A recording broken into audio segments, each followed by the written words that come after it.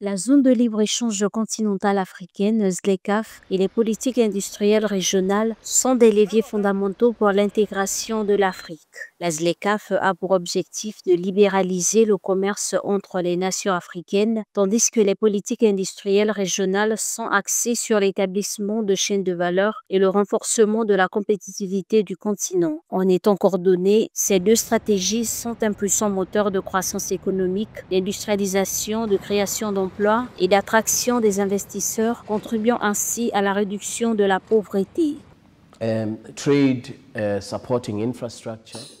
L'amélioration des infrastructures soutenant le commerce s'est révélée essentielle au cours des 3 à 4 dernières années, depuis le début de nos échanges dans le cadre de la ZLECAf. Il est désormais clairement établi que l'un des principaux obstacles au commerce intra-africain réside dans le manque d'infrastructures adéquates permettant à ce commerce de croître durablement. Nous collaborons étroitement avec nos institutions de financement, en particulier la Banque africaine de développement, afin de relever ces défis liés au financement du commerce et des infrastructures. À mon avis, le point de départ doit être la suppression des barrières qui freinent ou empêchent la mise en place des chaînes de valeur efficaces à travers le continent. And also of financing infrastructure. L'Afrique ambitionne de réussir sa transformation industrielle pour réduire sa dépendance aux industries extractives. Le secteur manufacturier, 13% du PIB en 2023, pourrait atteindre 13% d'ici 2043, ajoutant jusqu'à 168 milliards de dollars au PIB grâce à des réformes et politiques ciblées. Selon un rapport d'Afreximbank de mars 2025, les échanges commerciaux intra-africains ont atteint 208 milliards de dollars en 2024, soit une croissance de 7,7% par rapport à 2023. L'Afrique australe est le moteur de ces échanges avec 58,1 milliards de dollars, suivi de l'Afrique de l'Ouest, 52,8 milliards, l'Afrique de l'Est 46,8 milliards, l'Afrique du Nord 31 milliards et l'Afrique centrale 19,4 milliards de dollars. The starting point in my view is to eliminate the barriers. Une fois les chaînes de valeur établies, la question suivante est de savoir comment s'étendre vers de nouveaux marchés.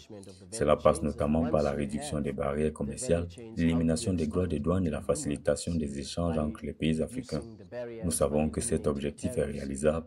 Nous en avons eu la preuve immédiatement après la pandémie du Covid-19 avec la mise en place réussie d'une chaîne de valeur pour la production de vaccins en Afrique. After COVID-19, on the establishment of a vaccine value chain for the continent of Africa. La progression notable du commerce intra-régional observée au cours de 2024 trouve sa justification première dans l'accélération et la consolidation de la mise en œuvre de la zone de libre-échange continentale ZLECAf. Ce mécanisme conçu pour démanteler les barrières tarifaires et non tarifaires commence à produire des effets tangibles, favorisant une intensification des échanges de biens et de services entre les nations africaines. Together as the continent. One of them is pharmaceuticals. Look at the statistics when it comes to the pharmaceutical products that we import into the continent. Of course, look at what happened during the COVID period. Vous allez n'importe où dans le continent,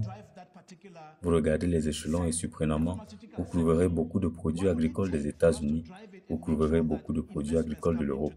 Et la question est, en termes d'agro-processing, qu'est-ce que nous ne faisons pas de la bonne façon?